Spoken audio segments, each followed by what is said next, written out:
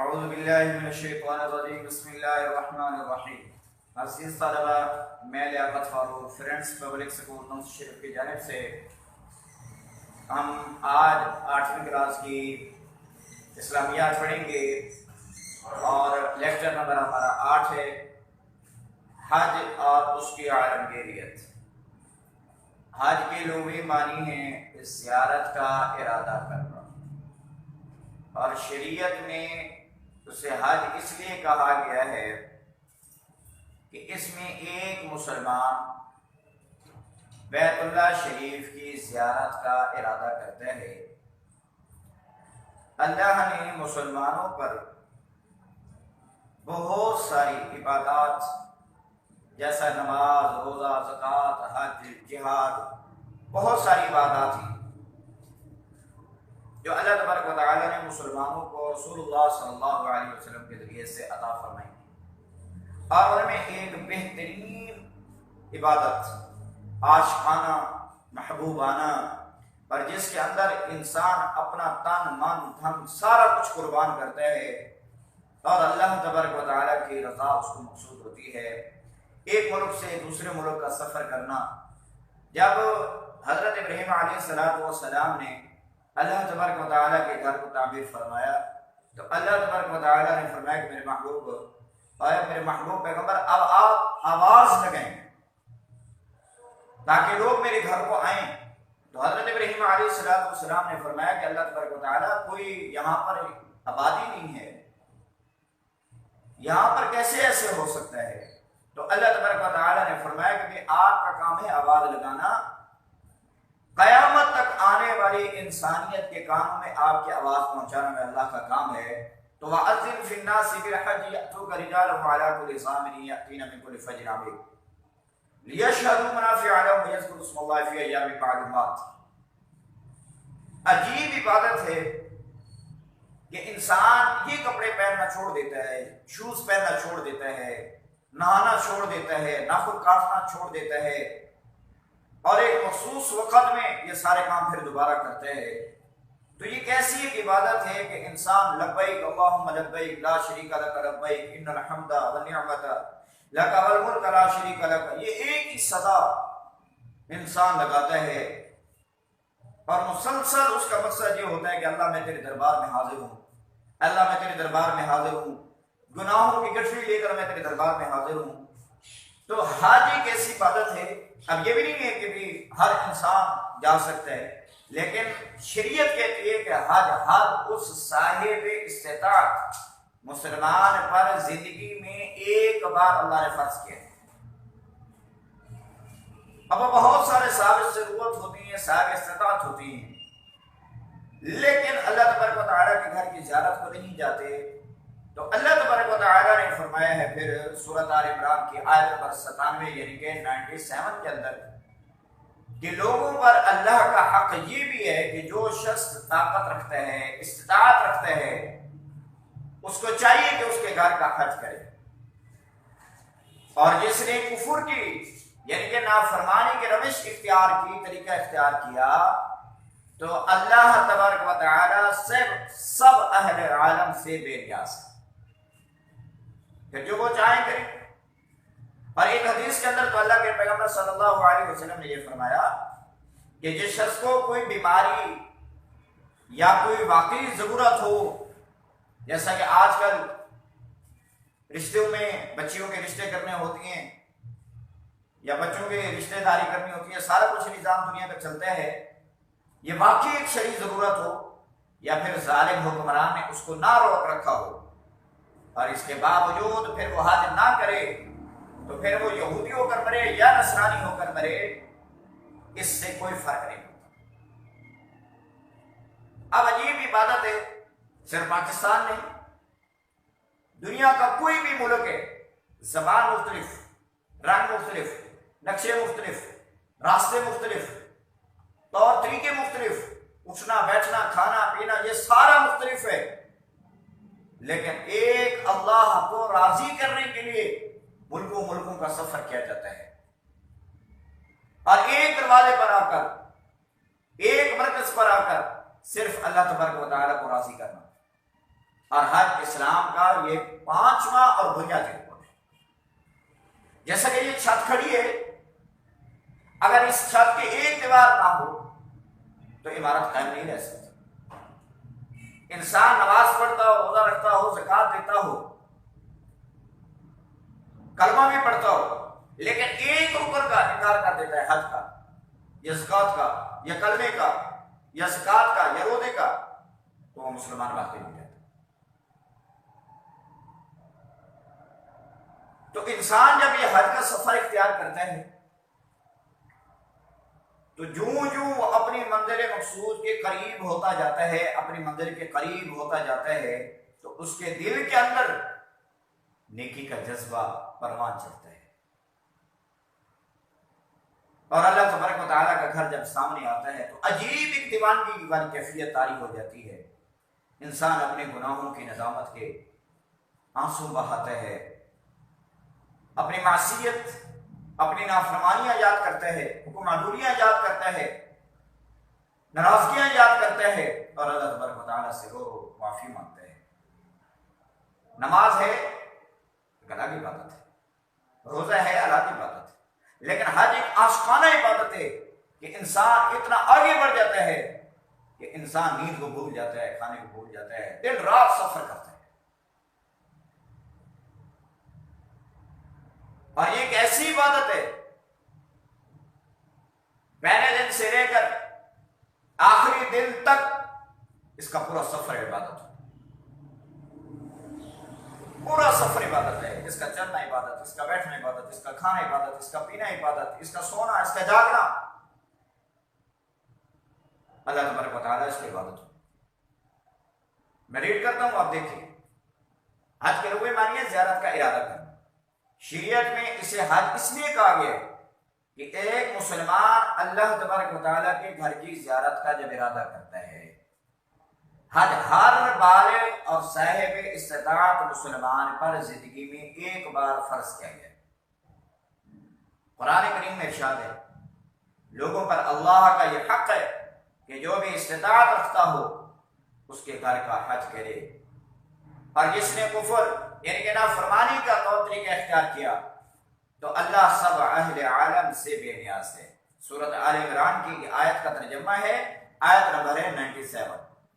اسی طرح اللہ تبارک و تعالیٰ کے پیغام پاک پیغمبر صلی اللہ علیہ وسلم نے ارشاد فرمایا، حدیث میں ہے کہ جس شخص کو کسی بیماری یا واقعی ضرورت یا ظالم حکمران نے نہ روک رکھا ہو اور اس کے باوجود وہ حج نہ کرے تو وہ یہودی ہو کر مرے یا چاہے نصرانی ہو کر مرے تو اس سے کوئی فرق نہیں پڑتا۔ پھر کا لکھا ہے کہ حج اسلام کا 5واں اور بنیادی رکن ہے۔ سفر حج کا ارادہ کرنے کے بعد انسان جو اپنی منزل کی جانب بڑھتا ہے اس کے اندر نیکی کا جذبہ یہ پروان چڑھتا ہے۔ اس کی کوشش یہ ہوتی ہے کہ اس سے کسی کو اذیت، تکلیف، پریشانی اور مصیبت نہ پہنچے، جس کی جتنی خدمت ہو سکے کرے، اور اللہ کے نیک بندے وہاں پر بڑھ چڑھ کر خدمت کرنے میں حصہ لیتے ہیں تاکہ حجاج کی زمزم کی حیثیت سے ہو، کھجوروں کی حیثیت سے ہو، یا کسی کو رہائش کی حیثیت سے ہو، یا کھانے کی حیثیت سے ہو، جتنی بھی خدمت ہو سکے وہ کرتے ہیں۔ وہ اللہ تبارک و تعالیٰ کا مسافر ہونے کی حیثیت سے، حرم الہی کا مسافر ہونے کی حیثیت سے ہر برے کام سے روکتا ہے، حتیٰ کہ وہاں پر یہ حکم ہے کہ تم شکار کے کبوتر تک نہیں مار سکتے، چڑیا تک نہیں مار سکتے۔ اسی طرح یہ پورا سفر کیا بن جاتا ہے؟ عبادت بن جاتا ہے۔ اب آپ اندازہ لگائیں، سوچیں ذرا، انسان اور فکر کرے۔ ایک ہم مسجد میں جاتے ہیں، ہمارے محلے کے لوگ ہوتے ہیں، ہم محلے کے لوگوں کو پہچانتے ہیں، وہ ہمیں پہچانتے ہیں، ہم انہی میں کھڑے ہو کر نماز پڑھتے ہیں، ہم انہی میں کھڑے ہو کر عبادت کرتے ہیں، انہی میں کھڑے ہو کر انہی میں کے اندر بیٹھ کر ہمارے طور طریقے سارے شامل ہوتے ہیں۔ لیکن ایک اللہ تبارک و تعالیٰ کا گھر ہے کہ لاکھوں کی تعداد کے اندر لوگ وہاں پر ہوتے ہیں، جمع ہوتے ہیں۔ ذرا انسان تصور کرے، سوچے اور اس منظر کو ذہن کے اندر لائے کہ بے شمار لوگ، لاکھوں کی تعداد کے اندر بے شمار قومیں، انسان کی سوچ سے بھی بات، رنگ، نسل، ہر چیز مختلف ہے، لیکن ایک مرکز کی طرف آتی ہے، ایک مرکز کی طرف۔ جیسا کہ ہم یہاں پر دیکھتے ہیں، ہماری مساجد ہیں، ہماری عبادت گاہ میں مرکز ہیں، جب اذان ہوتی ہے تو ہم دوڑتے ہیں، فسعوا الی ذکر اللہ، اللہ تبارک و تعالیٰ کی طرف آتے ہیں۔ جب یہ حج کے ایام ہے، الحج اشہر معلومات، فمن فرض فیہن الحج فلا رفث ولا فسوق ولا جدال فی الحج. شکلیں، رنگ، زبانیں مختلف ہیں، مگر مرکز کے قریب ایک خاص حد تک پہنچتے ہی سب اپنا اپنا قومی لباس تک کرتے ہیں. جیسے میں نے لباس پہنا ہوا ہے، لیکن حکم یہ ہے کہ جب حدود حرم کے اندر داخل ہوں گے یہ لباس ختم کرنا پڑے گا. 2 چادریں پہننی پڑیں گی، 2 چادر، سر کو ننگا کرنا پڑے گا، مونڈے ننگے کرنے پڑیں گے، اور ایک خاص چپل پہننی پڑے گی، اور ایک خاص طرز کا سادہ یونیفارم وہ انسان پہن لیتا ہے، جسے عرف عام کے اندر، عام زبان کے اندر احرام کہتے ہیں.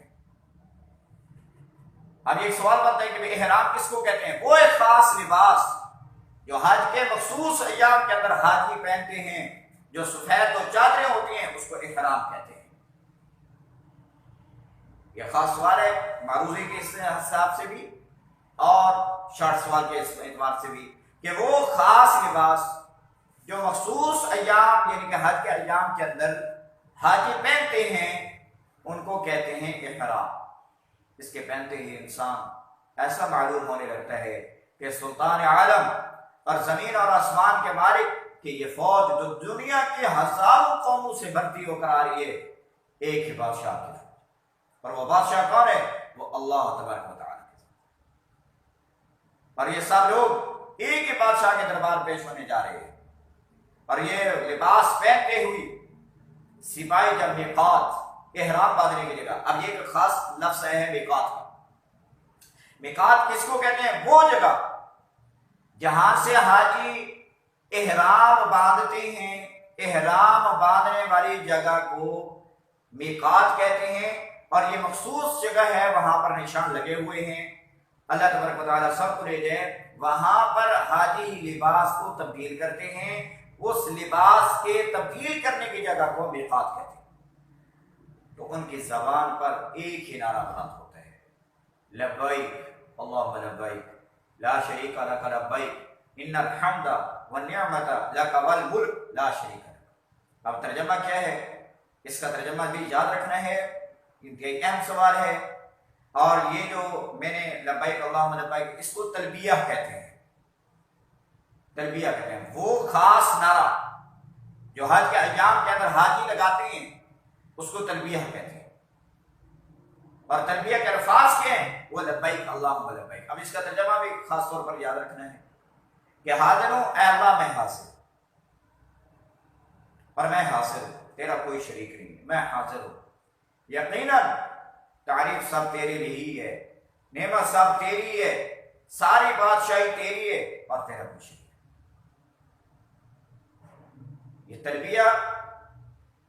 تلبیہ کس کو کہتے ہیں؟ وہ نعرہ کہ مخصوص ایام کے اندر جو حاجی لگاتے ہیں اس کو تلبیہ کہتے ہیں. اور تلبیہ کے الفاظ کیا ہیں؟ لبیک اللہم لبیک. ترجمہ کیا ہے؟ حاضر ہوں اللہ، میں حاضر ہوں. اس کا ترجمہ بھی آپ جانتے ہیں. اب عبادات جو ہوتی ہیں، اللہ نے جو بھی عبادات مسلمانوں پر نازل فرمائی ہیں ان کا ایک خاص مقصد ہے، ملی وحدت، اتفاق، اتحاد. تو جو سب سے نمایاں چیز نظر آتی ہے وحدت کی، ایک ہونے کی، مسلمان ہونے کی، نظر آنے کی، اتفاق اور اتحاد کے نمایاں علامات جو ظاہر ہوتی ہیں، ان میں سب سے نمایاں عبادت جو ہے وہ حج ہے. اللہ وہاں پر سب کو لے جائے، وہاں پر دیکھا جاتا ہے زبانیں، رنگ، نسل، ہر چیز مختلف ہے، لیکن نعرہ سب کی زبان پر ایک ہی ہوتا ہے. نماز ایک ہی طرز پر پڑھی جا رہی ہے، ایک امام کے پیچھے پڑھی جا رہی ہے، ایک ہی اللہ کے ارد گرد چکر لگائے جا رہے ہیں، ایک ہی روزہ رسول اللہ صلی اللہ علیہ وسلم پر حاضری دی جا رہی ہے. میقات ہے، وہاں پر ایک ہی جیسے کپڑے پہنے جا رہے ہیں. قربانی ہے تو وہ بھی ایک جیسے کی جا رہی ہے. یہ سارا نظام جو پیدا ہو رہا ہے یہ کس سے ہو رہا ہے؟ صرف حج. بولیے سب کے مختلف ہیں مگر نعرہ سب کا ایک ہے. مختلف ملکوں کے قافلے ملتے جاتے ہیں اور سب کے سب مل کر ایک ساتھ نمازیں پڑھتے ہیں. سب کا ایک امام، سب کی ایک ہی حرکت، سب کی عبادت، ایک ہی زبان، سب کا ایک ہی اللہ اکبر کے اشارے پر اٹھتے بیٹھتے اور رکوع اور سجود کرتے ہیں، اور سب اسی ایک قرآن کو پڑھتے ہیں اور سنتے بھی ہیں. یوں زبانوں کے نسلوں، قومیتوں اور وطنوں کا اختلاف مٹتا ہے، اور ایک اللہ کو ماننے والوں کے لیے ایک عالمگیر جماعت تشکیل پا جاتی ہے۔ اور جب یہ قافلہ یک زباں ہو کر لبیک اللہم لبیک کے نعرے بلند کرتا ہے، اور جب یہ چلتے ہوئے یہ نعرے مارتے ہیں، تو ایک عجیب سی فضا پیدا ہو جاتی ہے جس کے نشے میں سرشار ہو کر آدمی اپنی ذات کو بھول جاتا ہے اور اس لبیک کی کیفیت میں جذب ہو کر رہ جاتا ہے۔ تو بیٹا یاد رکھیں،